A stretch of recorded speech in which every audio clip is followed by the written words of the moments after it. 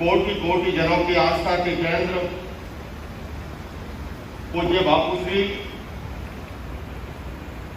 बूंदे लाखों बरसती है, किंतु बूंद वही मोती बनती है जो स्वाति नक्षत्र में सीप के मुंह में डल जाती है।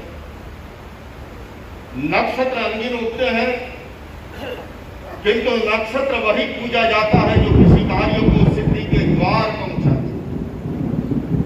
जन्म और जीवन लाखों करोड़ों धारण करते हैं, किंतु जन्म और जीवन उन्हीं का सार्थक है जो लोगों को मरण का नहीं मुक्ति का द्वार खोल दे।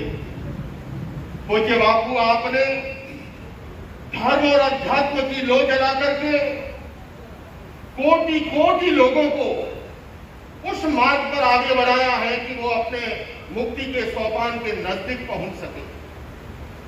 पूज्य बापू, आपने सनातन धर्म की, भारतीय संस्कृति की, सर्वधर्म सद्भाव की लो जिस तरह से जलाई है, ये कहना अतिशयोक्तिपूर्ण नहीं होगा कि देश और दुनिया के करोड़ों करोड़ों लोगों के भीतर अध्यात्म की लो जल रहे हैं, आप समझ चुके हैं। मैं अभी इस समय लंबा नहीं बोल सकता, जब केवल व्यासपीठ पर ही नहीं सामने देखता हूं तो ज्ञान का हिमालय, जिन्हें हम काशी पीठाधीश्वर के नाम से, जिन्हें देवकी रमनती के नाम से, और जब मैं उन्हें अनेकांत दर्शन पर सुनता हूं तो मुझे लगता है कि मैं जैन सन्यासी होकर के भी उनकी ऊंचाई को नहीं छू पाया हूं। ऐसे विद्वान जब सामने बैठे, बापू आपकी कथा पर केवल वृंदावन या दिल्ली नहीं, इंद्र देवता भी खुशी मना रहे हैं और यह आपको हम सभी देख सकते हैं। मैं उनमें इतना ही कहूंगा, हमारी महान सनातन संस्कृति, और सनातन संस्कृति का मतलब है जो शाश्वत है, जो सदा सदा है।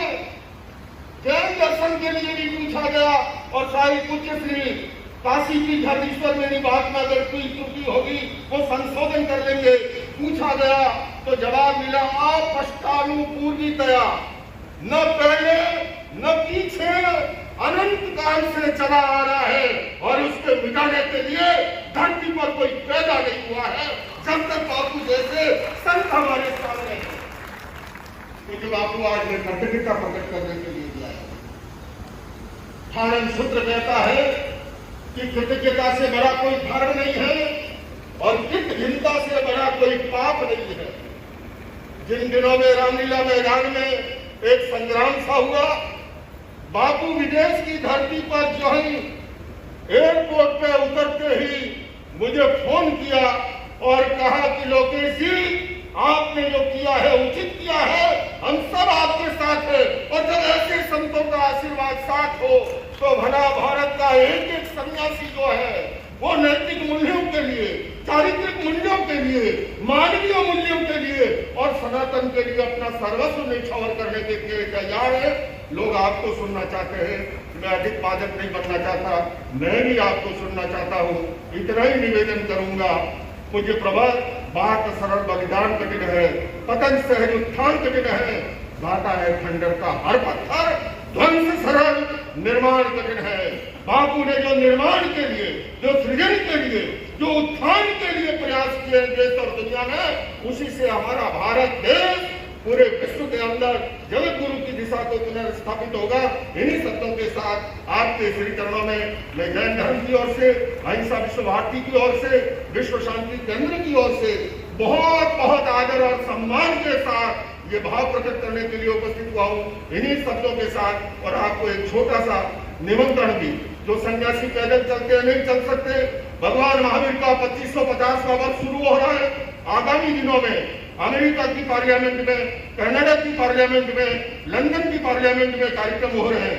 एक पत्र मेरे संगठन की ओर से आपके श्री चरणों में पहुंचा है कि 2 मिनट का आप अगर आप शरीर उपस्थित हो सके तो हमारे सौभाग्य का कोई और छोर नहीं रहेगा। अगर ऐसा संभव ना हो तो 2 शब्दों का आपका ऐसा संदेश, वीडियो संदेश मिले जो वहां की पार्लियामेंट में हम प्रसारित कर सके और दुनिया देखे कि भारत का डंका जो है अब देश में नहीं दुनिया में बज रहा है, क्योंकि भारत का लोकप्रिय प्रधानमंत्री और ऐसी संत भावना मिली है हमें। मैं पुनः उचित के संरचना में भी बहुत बहुत विनम्रता के साथ निवेदन करता हूं और आदर की चादर आपके सिर चढ़ाता हूं।